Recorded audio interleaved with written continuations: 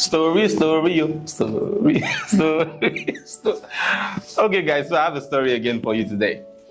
I'm in a WhatsApp group, and then somebody throws an information in there, and it's a lawyer. The lawyer felt very bad. She was having a very bad day because she lost the case in court. And what was this case about?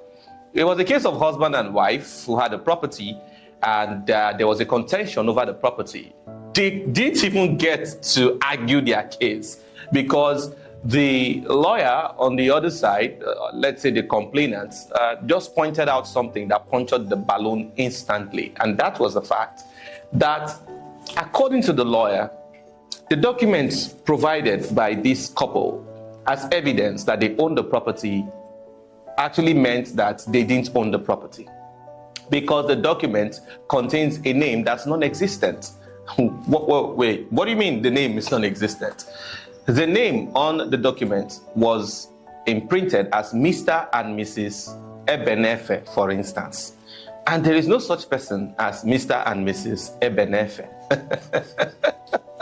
Meanwhile, land must be owned by somebody whose name we see on the title, which now becomes proof of ownership. So the counsel on the side of the complainant simply made the judge understand that the name on that document is a non-existent entity. As such, that document doesn't even pass as evidence of ownership of that property for the couple.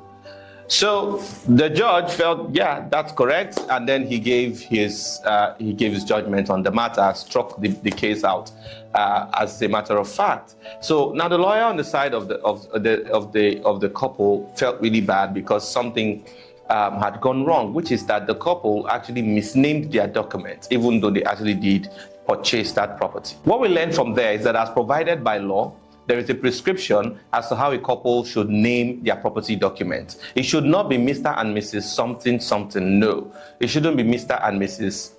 Eze Ebenefe, no. It should be Mr. Eze and Mrs. Gloria Ebenefe.